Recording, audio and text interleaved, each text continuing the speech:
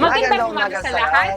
Welcome back to our channel. Ako si Matteo, siya si Johnny. Today, we would like to talk about what to expect when you dine in here in our simple Italian cafe and restaurant. Right, love? Tama. So first, we would like to share our goal, and that is to serve quality Italian food for affordable price. Because usually, average Filipino with a minimum salary will really cannot afford to eat in Italian restaurant. And that is possible in our place because our specialty is Cotoletta Di Pollo. It's breaded chicken. It's the traditional dish in Milan, Italy. And that is a specialty in the place where my husband came from and where I worked for 10 years. So it's tasty, affordable, and super healthy. So our place is not pricey. Hindi kami mahal. Second, we don't serve garlic bread because usually Italians rarely use butter. They are loyal with their olive oil.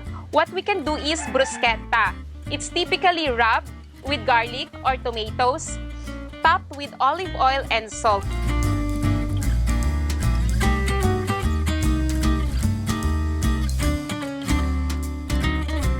Sometimes we also put basil and it's simply delicious.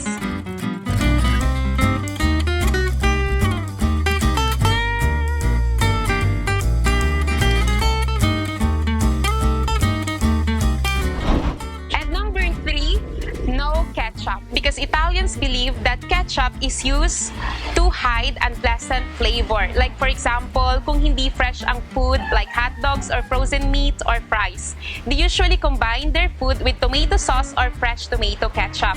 For them, with ketchup, the food is disgusting. And in the table, if they serve you an Italian food and you ask for ketchup, "Can I have ketchup please?"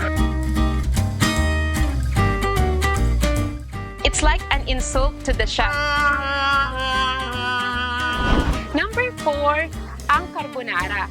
So, ang typical Italian carbonara is not with cream or whipping cream or sauce. Wala pong mga ganon. Sa kanila, they usually use the egg sauce and Parmesan cheese.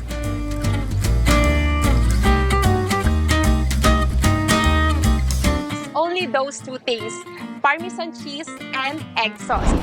Number 5, pasta al dente. So, ibig sabihin po nun, yung pasta namin is not really like the normal pasta na you can eat outside, like masyadong malambot.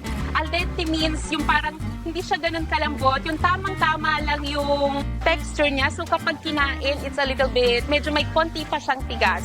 Because most of the time, Pilipino na kumakain na siguro hindi pa sanay sa pasta al dente, sinasabi nila na parang kulang pa sa luto yung pasta. Well, for example, yung mga tao na sanay kumain sa Italian restaurant, na-appreciate nila kasi dito lang sila nakakakain ng pasta al dente.